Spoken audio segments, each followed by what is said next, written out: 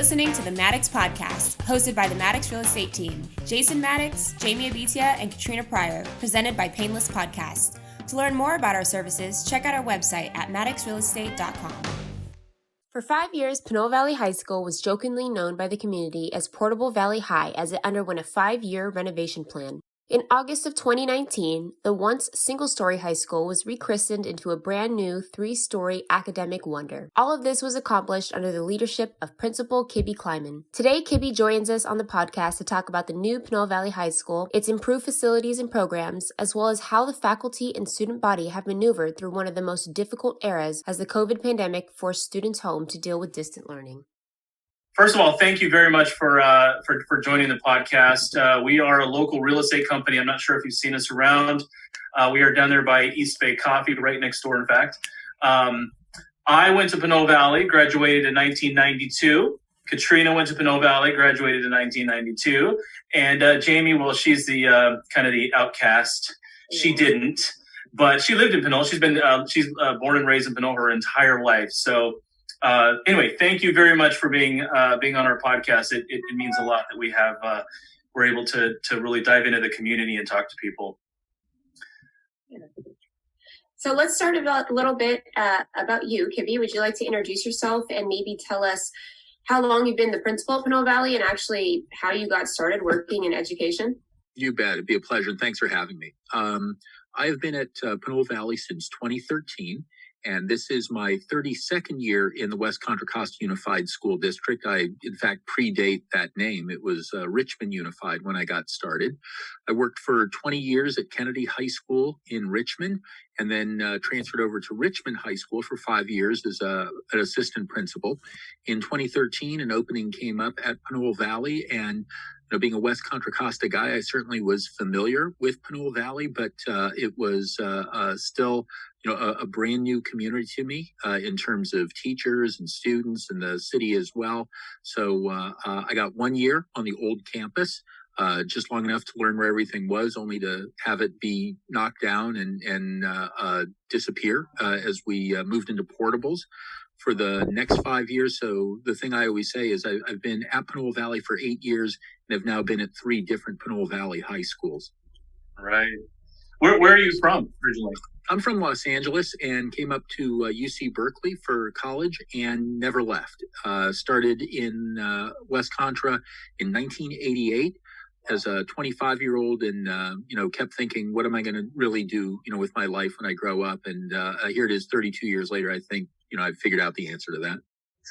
Well, I think we all try to figure out what we're going to do when we grow up. I don't feel like I should be grown up. I live in an adult world and it's weird. I feel like I feel like a kid. So I think maybe that'll keep us young. Well, Jason and I, so as we mentioned in the beginning, so Jason and I, we met in junior high, but we really started our friendship in high school in band. We're big band nerds and we loved every minute of it. And that was really what grounded us in just in Pinole Valley and the culture. And now we're alums, and I'll still see the kids from the marching band at my kids' elementary school at Ellerhorst. And so we have this, really strong connection to Pinole Valley High School. And so we have our own memories of what everything looked like and the culture and the kids there at the time. Talk us through some of the renovations and how Pinole may have changed from how we remember it to be. Absolutely. As I said, I came to Pinole in 2013, which was the last year of the original campus. So I saw things that people introduced to say, like, these are the stairs to nowhere. And I'm like, what are those? And somebody had to explain. I had to learn the local history of the fact that there were portables up there on the hill that a rainstorm had come and washed them away, but the stairs still remained. So it was a crash course in learning about the campus, where things were, the band room, the cafetorium, and the like. And within a year, all of that information was irrelevant. I remember holding on to the keys saying, am I going to need these? Or people said, for what? It's a flattened dirt field. So what happened, of course, was after that first year, We were in the portables, which was a great equalizer. It meant that I was no more ignorant than any kid or any alum, because none of us really knew this new formation. But in some ways, Portable Valley High School was really where I came to get to know the community a lot better. It was necessary during that time in a way that it wouldn't have been if we had a fully functional campus. During the portable times, we had no auditorium, we had no gym. We had no cafeteria to speak of. And so what that meant was for every part of student life, it was necessary for us to reach out into the community. So we took our AP exams in the public library. We had our senior awards night at Pinole Valley Church. We, moved our basketball games to Pinole Middle. Our homecoming dance was there as well. And I could go on. And really what could have been a negative, I thought, turned into a great positive for building community.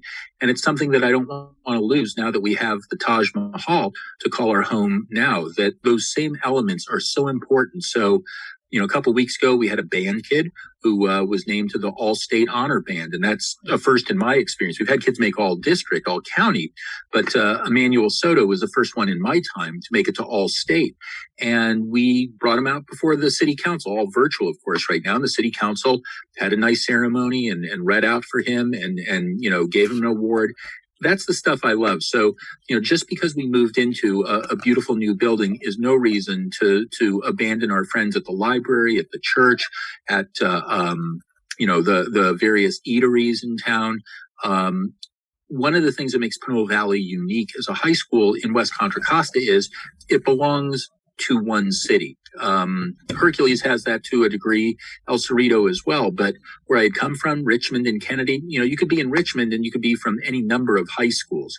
If you're Pinole Valley, you're either a Pinolean or you have a connection there, and that's great. That means that we can really utilize the city and its resources as well. I love, being able to play baseball games at Fernandez Park in addition to Pinole Valley Park. There's a couple real benefits to that community connection, and that's this. High school students tend to really kind of self-segregate. They're pretty tough as a group. They travel as a pack and they, want to, kind of give off that, it's a little protective, thing they do as well. And, folks who are civilians from outside the school look and go, oh my God, those high school kids. The better connected we are, the more that the community sees the high school kids are just like their brother, their sister, their cousin, their nephew, their niece. And the better the high school kids go and see these weird, scary adults are much like ones in their own life as well. The better we make that connection, the more we say, kids meet community and community meet kids, the better for everybody. So, this is a long way of saying, adults, make yourself at home. If you want to come in and watch a basketball game, a class, tonight, as we're speaking, we have a art gallery show for our AP art. It's Zoom, in tape, so I'll be able to see it later. But the fact is, I want the community to come in because the more that we demystify, how other the other is, the better off we'll be. Our kids know how to behave, with people. They do all the time. In high school, they tend to be a little bit of Lord of the Flies, where they are just with each other. But I would love to bring more adults in and bring our kids back out into the community as much as possible. That's great. So can you clarify? Because I remember when we went to school, we had kids coming from everywhere. And there was almost these, shall I say, cliques, and it's still probably like that. But we had, kids from El Cerrito and kids from Richmond and kids from Pinole and Hercules and, from all around because it was just kind of the gathering place.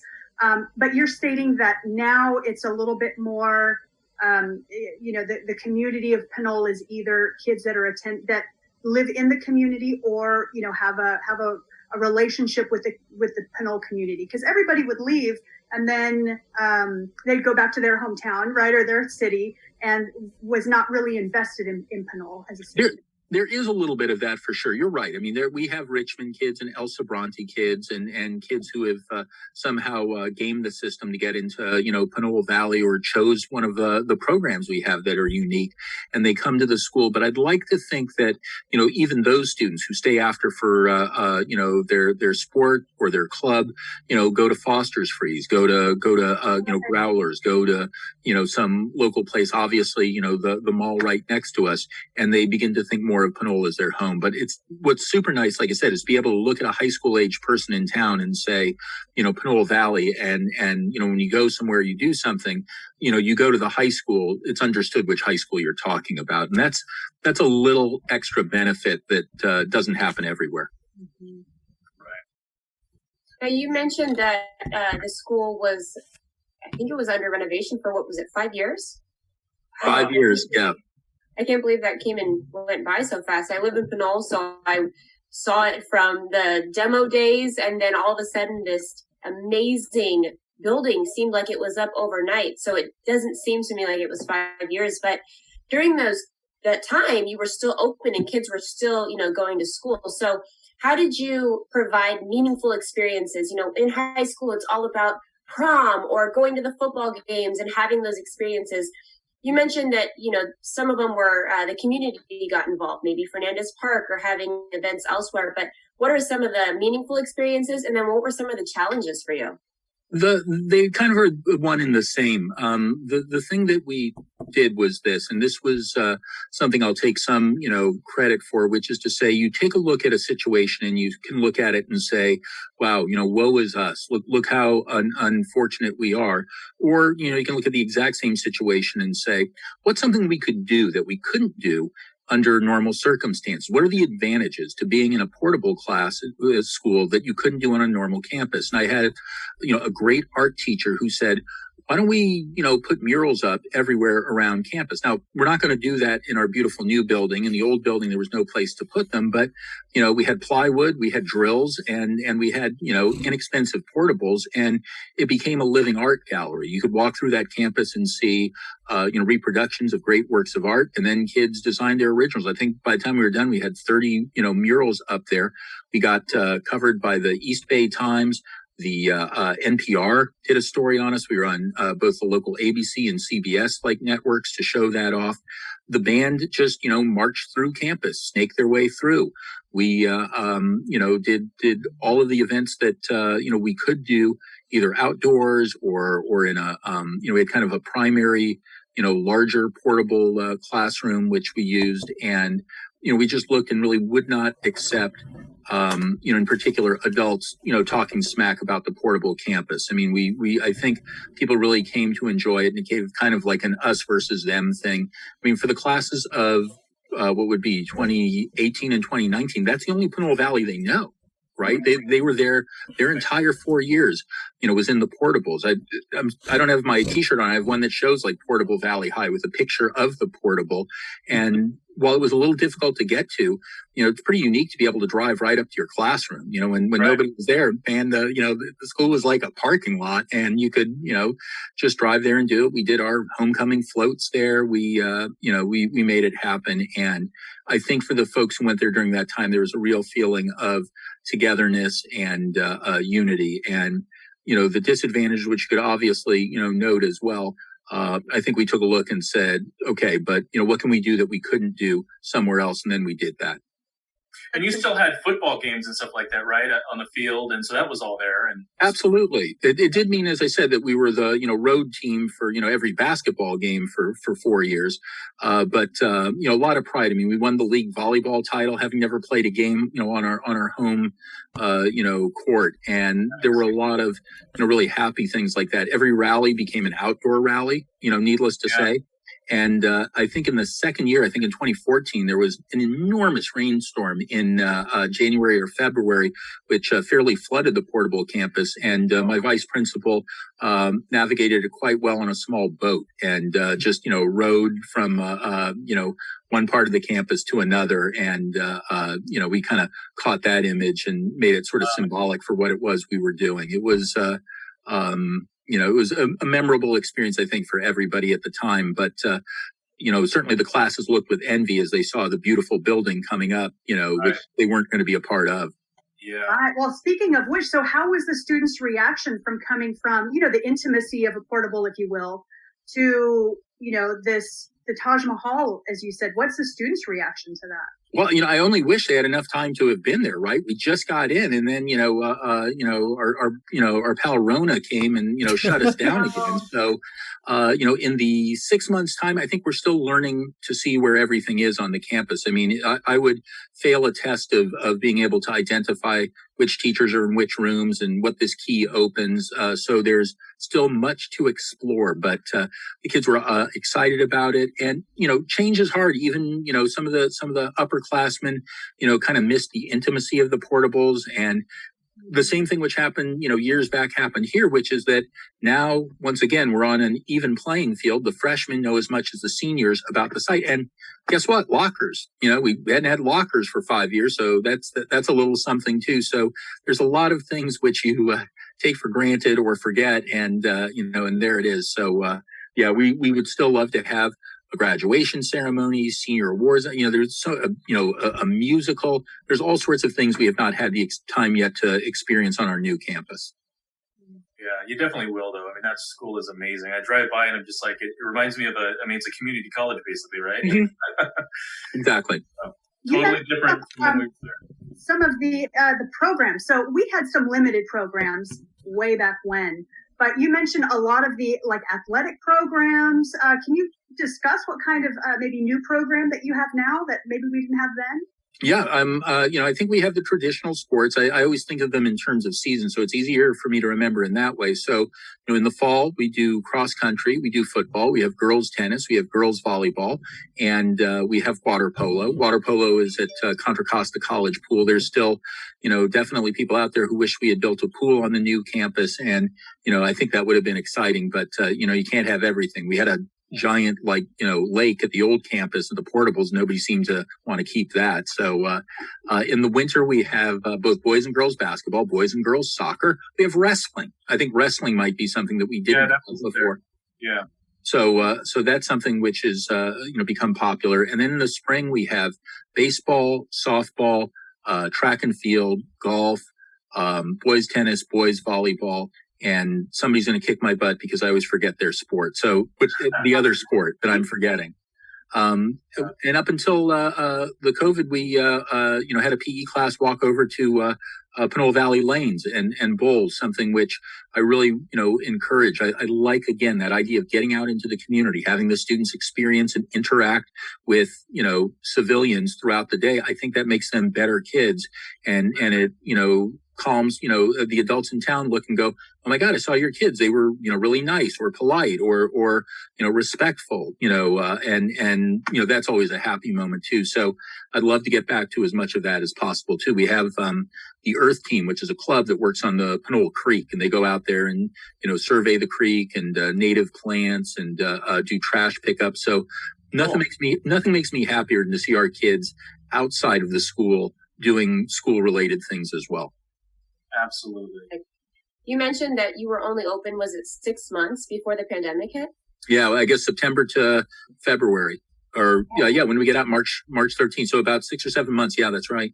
Wow. So how did you navigate during those early days when everything was just an absolute mess? Well, we certainly didn't think we were going to be out that long. I mean, we thought, a couple weeks out, and then we'll be back. I would come onto campus once everything had been cleared, and you would go and see posters for this is coming up in April and this is coming up in May. And the fact they were still up there in November and December told me that we really, got caught like the rest of the planet, not knowing how serious this was. And, there's just no choice in the matter. It was tough for last year's seniors, obviously, but they at least had the opportunity to really identify and do some senior events. This year's seniors, wow, I can't even imagine what it's like for them. I mean, we're adults. I've gone through, 32 homecomings and 32, proms, and I'm pretty accustomed to that. But this would have been this year's kids, not having those events, and my heart just goes out to them. It's really tough, and we're doing everything virtually and remote, and some kids have, found silver linings in it, but, I'm not going to say it's as good or better. Overall, it's a sadness that, we did not get to have, high school as one would expect high school to be. Sure. My kids, so my son's in 6th grade. He's going, he's at home now. We're Right. on Zoom. I assist with teaching, and it is challenging. There's almost this fatigue. I call it Zoom fatigue. My daughter is very engaged and loves science and learning, and I see her academics declining. She's less involved and less excited. Do you feel like that is happening at the high school level? Because we're all looking forward to walking into the classroom, and I tell them it's not your fault. This is a challenging time, and so I was just curious how older kids are experiencing it. Exactly the same as your 6th grader, precisely the same. There are, honor roll students who are having their worst, semesters yet, who are, trying to stay motivated and really finding it difficult to do. We have kids who have kind of tuned out. We have kids who are, making, marginal efforts, some of them due to circumstances beyond, normal control, having siblings in the house, having one computer, having no quiet place to work, having, vision issues, having technology issues, having, complications in terms of, wait, do I upload or do I download? Motivation issues, lack of, peer support. We've put as many things in place to make it happen. We have a fairly extensive tutoring program, all remotely online. I just saw, a crew dismissed about an hour ago, working till 4:00 on a Friday, which is great. But, for the band, they're trying to work in little squares and, coordinate the choir the same. It is, like I said, we could find some happy stories in the midst. There are people who are like, great, I never liked the peer pressure, or, this is cool. I can work at 11:30 in my pajamas and get my work done. But for the most part, this isn't what we signed up for. I didn't sign up to be the principal of an independent study school. These kids didn't sign up to go to remote school. They're making do, but the thing I tell people is this is a planetary thing. This is not, I didn't get all the way through my Spanish too. Nobody on the globe did this year. And so we're just going to, the impacts are going to happen for years. As we take a look, and the teacher in the year 2025 is going to be, well, what did you do in Algebra 1? Oh, I was remote all that year. Oh, yeah, I got it. And so, for the next 12 years, I think we can anticipate people going, remember pandemic year? Right. Yeah, no, absolutely. Jason and I, we really connected, like I mentioned, at the high school. So there's a whole social aspect. I couldn't help my kid with algebra if I tried, but there's some connections that happen organically that, feed into many years moving forward. But I really feel positive about, the kids getting back into the classroom, that engagement happening again, and the music program. I can imagine, playing all together. But I know that you have a very strong music program, and I'd love to hear a bit more about it. Yeah, it'd be my pleasure. And I did want to, say one thing in terms of, you had mentioned not being good at algebra.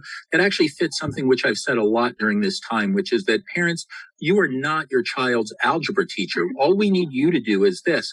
Help your child to get organized. Help your child to figure out how to keep a schedule, how to be a self-advocate, how to, ask for help when they need it. If that's what you do, you are a great partner to us as a school. We don't need you to teach history or English. Frankly, we think you're going to get the math wrong. So, we would rather, leave that one to the pros and say, help us to figure out how to prepare your student, how to give them a good space, whether it be a digital planner, a physical one, how to organize themselves. And if you've done that, wow, you have gone above and beyond. And that's what I say, to every one of our parents and anybody listening, that's really the best thing you can do for a high school age kid. And if you can, provide that and help them, become more independent, you've done great. Your question was about music. The music program has been strong for years. Eric Radkowitz, who is our band teacher, was named what was it called? A Warren Uckel Teacher Award winner, a very significant award given to only a handful of people countywide, and well deserved. What the band is really the ambassador of our school. They will play at all kinds of community events in addition to, all of our sporting events. It's a team. They work hard. There are high standards of excellence. and people are delighted to see them. A couple of years ago, traditionally our homecoming parade goes from Pinole Valley Park to the high school. I want every other year to bring the parade right downtown, to go down San Pablo Avenue to Tennant, so everybody can see us, so that, one half of the year, half of Pinole gets the band in front, the other half gets the other. But one of the things that is a new point of pride is our choir. We've always had a choir, but I don't think it's ever been quite so good. A fellow named Joseph Lim is our choir director, teaches a couple periods of piano as well, and he has turned in, a really stellar group. The kids have produced a semi-weekly variety show called Rollin' Pinole, which features artists, kids talking about the fine art they've produced, musicians playing as well. And about 2 weeks ago at Valentine's, the kids did an entire 60-minute show of just, a student host and students, coming on to do various artistic things. Just this week, we had a Black History celebration, a 90-minute long program with poetry, spoken word, singing, stories. It was brilliant. And I loved seeing that kind of production. These are things inspired by adults, but executed by kids. That's fantastic. Where would you be able to watch this kind of stuff? Is it on any channel, or there's some YouTube links, and I'll be happy to send them along. Rollin' Pinole, the most recent one, is available, and the Black History show is more of a proprietary, but I'm sure I can get you guys a link to watch it as well. It's all kinds of wonderful. I saw it twice, in the same day. I liked it so much. Oh, I'd love to see it. Awesome. Fantastic. I actually have a question. So it seems these days, especially from even the time that I was in high school, which was 10 years ago now, either politically or with the environment. I know I saw a lot of young high schoolers at the Black Lives Matter protests, and they just seem so involved. So do you do anything as a school to, make sure they have different avenues to where they can, really advocate for the things they're passionate about? That's a great question. I mean, the answer to that is really, I don't think we create that, though. To be fair, there are clubs on campus. There's a girls empowerment club. There's a group called Uprise. There's a group called Political Revolution. So, we've had junior statesmen, we have debaters, and, through these clubs and sometimes through other actions, kind of ad hoc as, situations develop. But, we're always happy to give students a forum and an opportunity to speak. We want it to be in a safe space, but wow, it's not that safe a world. And so, right. We have to be real about that too. I would say that, we do not direct students into political action, but we have, venues and opportunities for them to speak. There is, the whole, country has become more politicized. So we want to be sensitive to that as well. Pinole Valley, like Pinole, the city, does not speak with one voice. There are differing points of view, and we do have to provide like a safe space for it. But then there are certain kinds of speech which, can't be tolerated either. So, where you draw that line where somebody's opposition becomes somebody else's hate speech, something we're constantly negotiating. And so it's a little bit complicated, but I'd like to think that students feel their voice can be heard, even if it's not our primary, vision. We are an educational facility first, and social justice is certainly an important element of it. But what I've hired are biology teachers, English teachers, history teachers. That's what they do best. To the degree that they are political agents, that factors into it some, but my own stance is that the thing we do best is to educate students, and, hopefully that education will then apply to their political lives also.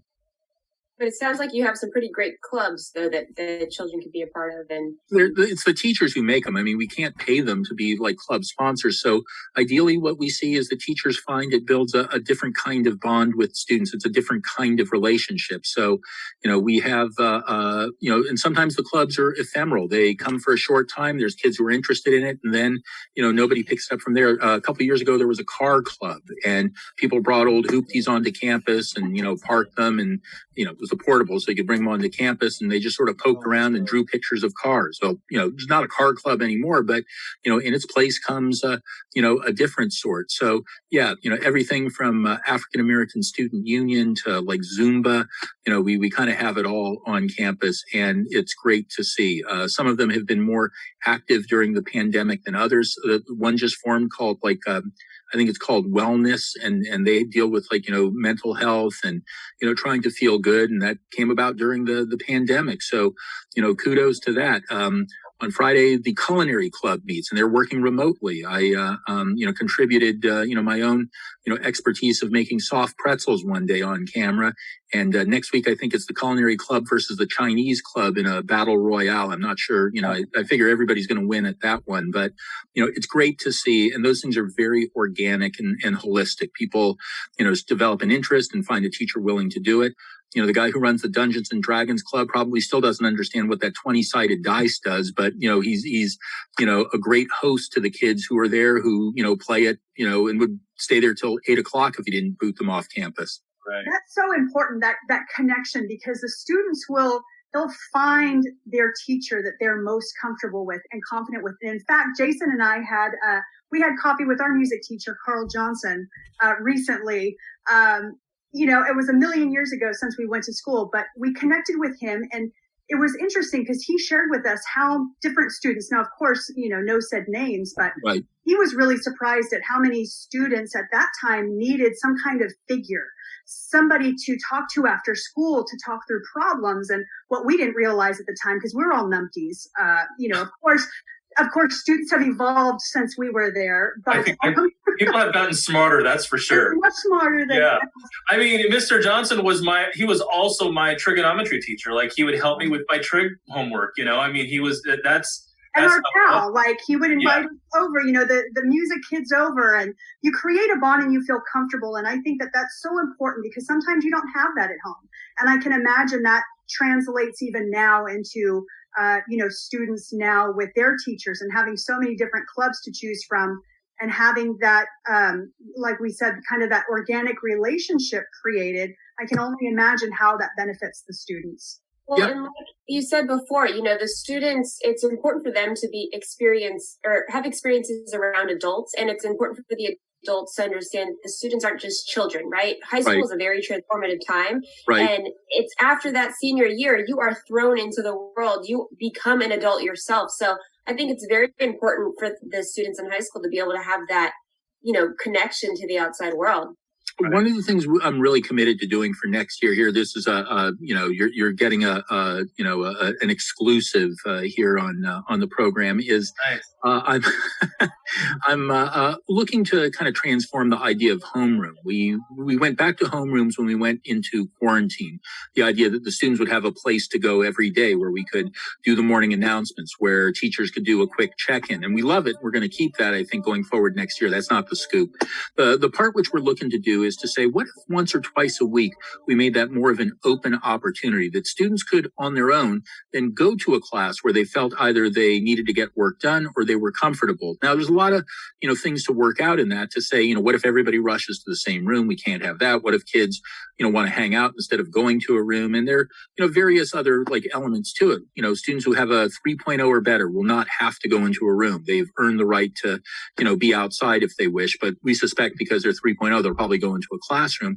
But the reason for that is this: we know it's going to look a little messy to start. We know that's not going to be an elegant and smooth transition, as kids will want to hang out in the bathroom or won't want to go to a class. But the thing that me and my vice principals were talking about was, don't we want to transition them into adulthood and into making some decisions? I mean, in high school, the stakes are low. If you mess up, it's okay. You can take the class again. If you didn't get into your top college, you got into a second college, your permanent record transcript, it'll follow you into the next level, and that's kind of it.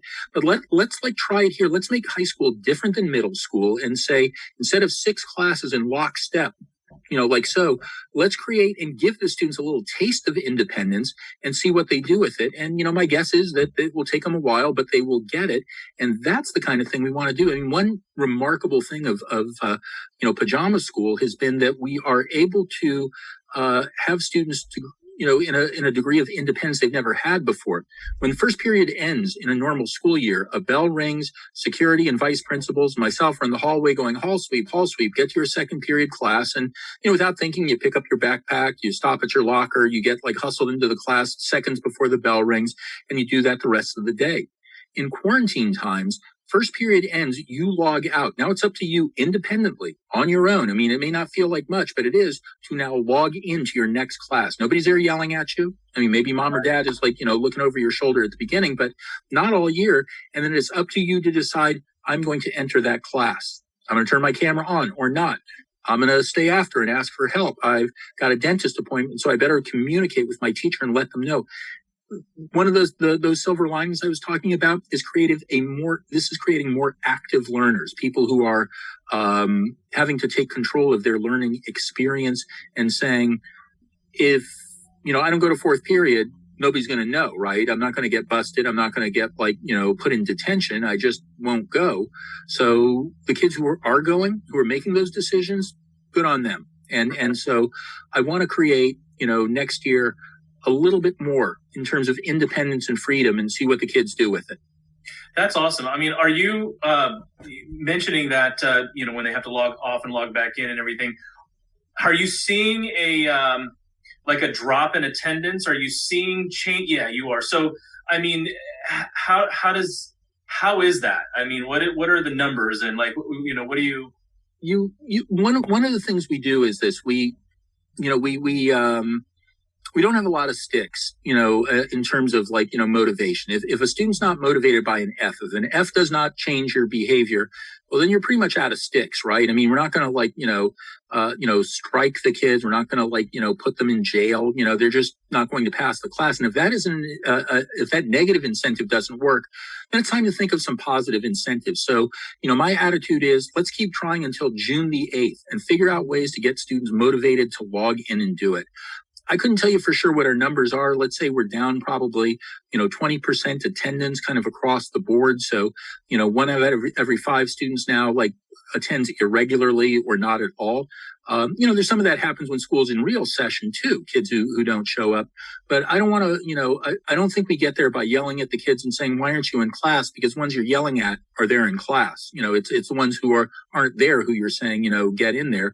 And so I tasked the teachers. We just talked to the teachers today and looked at, a lot of failing grades and said, we're not yelling at you for this. You can't pass a kid who's not showing up. That would be, malpractice if you did. I don't want you to just hand out good grades because they're on the roll sheet. So let's keep thinking, what are some other ways that you can persuade and motivate and make, history class exciting or remote chemistry class or, ceramics online. And that's a teacher's job. That's a teacher's job when kids are in session. I come from a retail background before I went into schools and, always be selling. I want my history class to be the one that you do. When I was a teacher and somebody said, Kibby, your kids are doing your homework in my class, I was saying, oh, that's really bad. But inside I'm going yes, they like my class. And I want that to be I want everybody to be that competitive and say, I want them to like my class the best. I want them to feel compelled and motivated to come to mine. So, just keep working. As I said, I don't care if it's the second to last day of school. There's going to be some kid who pipes up and contributes who didn't before. We can build on that. Right. Oh, you have to be an optimist in this job. You have to think that kids can learn and that learning makes a difference. I don't want anybody on staff who doesn't believe in that. I can't believe those people would be good educators. Right. I mean, I had a really hard time in geometry back in the day, way back in the day. And, because I had a hard time, I didn't like the class. I didn't like going to it. But when I started doing better and I had the teacher help me, and Ms. Marquetta, remember her, Katrina? We were both in that class. Ms. Marquetta, remember her? Yeah. Old teachers are never too old to not appreciate a shout out. So say it loud, man. Yeah. So when she did help me after class, and when I did get help from our band director, once I started doing better in the class, I enjoyed going to it. And I think that's the problem. I think kids that have a hard time in that particular subject, they just don't like it because they have a hard time, and it's tough. So Yeah, good motivation. Good motivation definitely works. It's true. And, I get it. Not every day is going to be like, candy canes and rainbows. And that's got to be okay, too. I mean, kids will respond to competence and passion. It doesn't mean that every day in math class has to be, a great trip. A 2-column proof was never like, my day of fun either. And, I kind of crashed and burned at geometry also. And, but what does matter is that the kids have to know they're in good hands, and they respond to great teaching no matter what it looks like. And that's a real happy thing. There's so many ways to teach well that it's one of the things that keeps me coming back year after year. There is no template that says this is what makes good teaching, because then you'll see somebody do something you've never seen before, or put the kids in a different order, or, do a different warm-up exercise, or not do a warm-up exercise at all. And you're like, that's great. But if I gave those same words to the teacher next door, if I handed them a script and said, do exactly what Mr. X does, it would fail, right? Right. So there's an art and a science to it, which never stops fascinating me. I mean, my happiest time is seeing like a great class. And sometimes when I'm down in the dumps or bummed about something, I'll go to see like that happy classroom and I feel better. And it doesn't mean that the class is doing happy things. It just means I see like a really like good like class, and then I'm pumped. I feel like great about that. I feel pumped. You're so passionate, and I'm excited. My kid will likely go to Pinole Valley. And so kind of in wrapping up, it sounds like you have kind of a trajectory and where you want to see Pinole Valley High going. And I'd love to hear where you see it in, let's say, 5 years from now.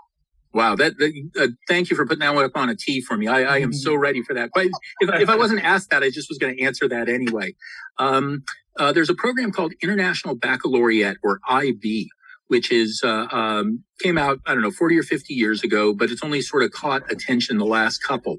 Myself and one of my teachers made a real effort to learn about this and thought this was a fascinating, other approach other than AP, and we are all in.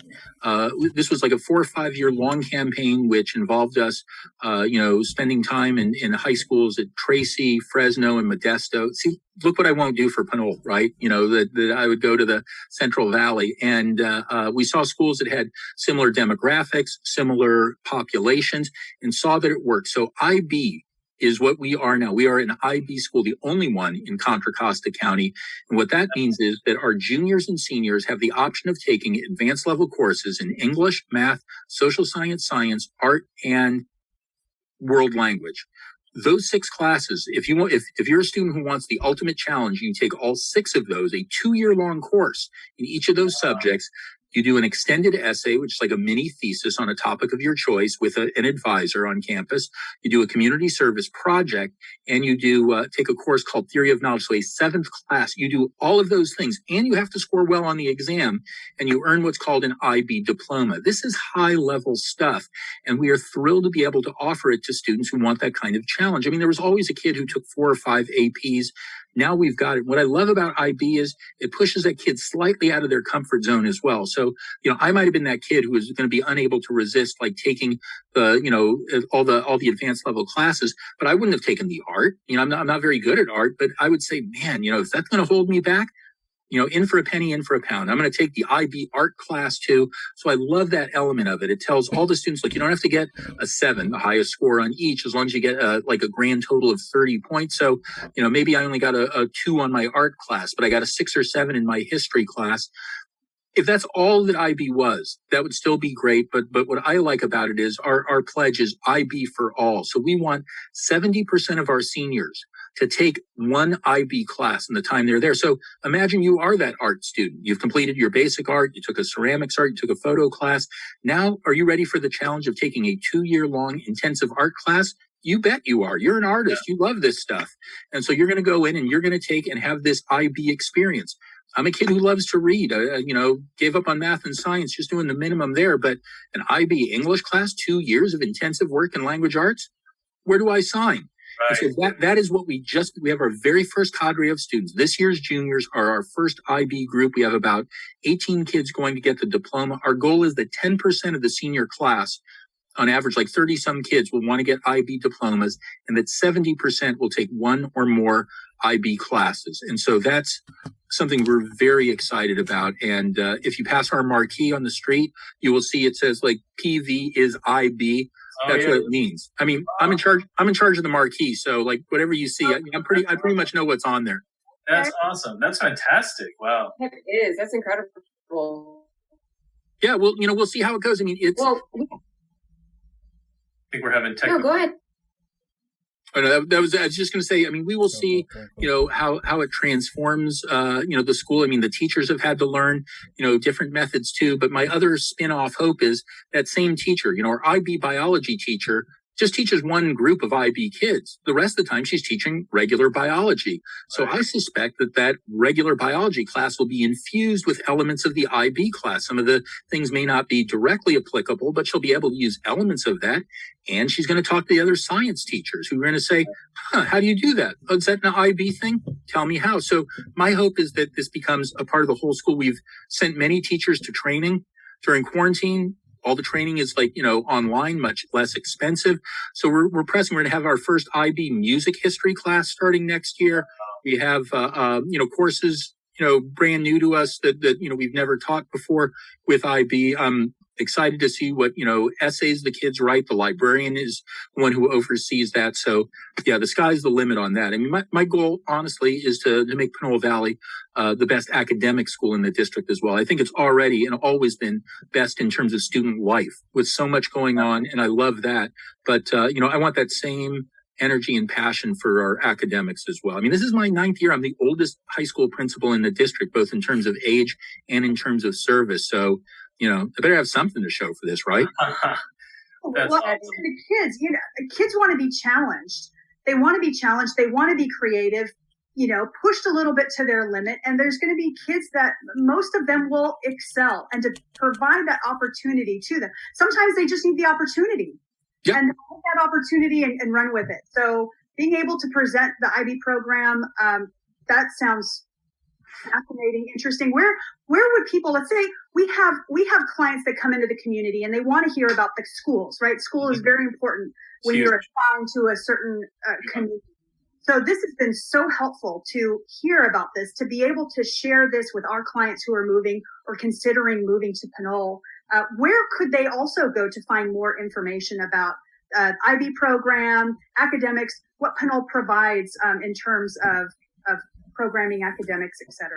Well, I'm sure you're going to be surprised to know I have an answer to that. We have I maintain the school's website as well. I'm pretty much like the king of all media when it comes to nice. Pinole Valley. And I mean, it comes from a selfish thing. I want to know what's going on in my school. So I know that tomorrow there's a debate tournament. I know that tomorrow the Engineering Academy is giving out T-shirts for the seniors. I know that, I know what's happening. And so I want the rest of the school to know it as well. My first motivation just came from the fact that when I was a teacher, I didn't know the guy next door to me was like doing this awesome stuff, and he was next door to me. So I don't want that again. So, we have daily announcements. During the pandemic, I do video announcements. So, I have a Prezi account and do like a 5-minute recording that comes into people's homerooms where they get to see me. Good luck getting me to stop doing that. Before I just had a loudspeaker. Now I've got like a video camera. Good Lord. Anyway, the school's website is something I keep up to date, and there's a link for IB. There's it is up to date. I mean, the website, what you see on the website is something I put up, 8 hours ago. On Monday, I'll put up something new. We feature a kid's artwork every day up there. There's a whole link for IB, and you can always email the school or ask for me as well. I will make time to talk with, newcomers who are coming in and do it. And the district has given permission to say any student in West Contra Costa who wants to be an IB student can come to Pinole Valley, which is huge. That means, a Hercules kid or an El Cerrito kid or a Richmond or El Sabranti kid who says, I'm interested in this IB, will not have to follow and jump through the same hoop, but they can enroll and come to our school. And that's going to be great for our school as well. That's awesome. I don't know how great it's going to be for El Cerrito or Hercules, but, it's great for us. You guys have anything, any other questions you want to No, that was incredible. I feel like now I can speak to clients a lot more confidently about, I know a lot about a lot of the programs, just from, years past, but it's always important to stay up to date with what's going on, especially during this crazy time and how you guys are navigating it. So that's incredible information. Thank you so much for getting on here and sharing it with us. I hope that one day my kids will go to Pinole Valley once I have them. And I really look forward to that. So Thank you. it's such a pleasure speaking with you. You seem Absolutely. so passionate about what you do. Yeah, I love that. You're inspiring. I would love to take a tour of the school. When all this, I would too. maybe we can all get together and take a tour. I would love to see it. Nothing would make me happier. It also gets me out of the office and then provides a reason why people can't find me when I'm on campus. I'll just leave my walkie-talkie and people will say, "Where'd you go, Kibby?" I'm like, "Yeah, I had to lead an important tour." So yeah, the pleasure would be mine. We can go. And we'll share with you all of our stories.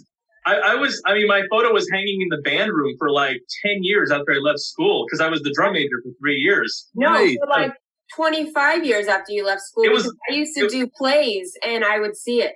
Okay, so like 25 years I was hanging in the band room, and then the school got torn down and they're new, amazing. So I'm wondering what photos they're going to put up. I can't wait to see the new band room. And yeah.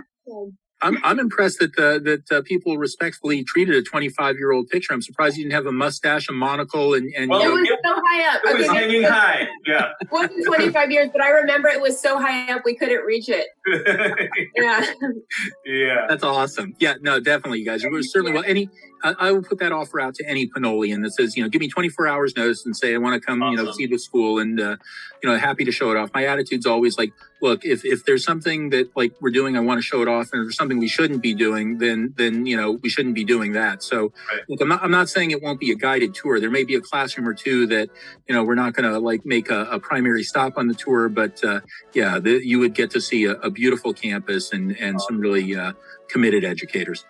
Well, thank you so much. We appreciate you, and we're inspired by you, and we can't wait to meet you in person. The same. Thanks, you guys. Have a good best of luck. And, I'm a total Pinole patriot at this point. I want to see nothing but good things in this city. It's been really good to us. Awesome. We'll go Big Blue. Thank you for listening to the MADDOX podcast. Thank you to our producer, Sam Lubman of Painless Podcast, for helping make this podcast possible. We started this podcast so we could share our real estate insights, as well as provide our listeners with a chance to get to know the MADDOX team. Our goal is to make our clients' real estate sale or purchase as simple as possible, allowing them to sit back while we handle the hard work. To learn more about what we do or to look up resources about the Bay Area communities, visit our website at maddoxrealestate.com or give us a call at 510-993-0688.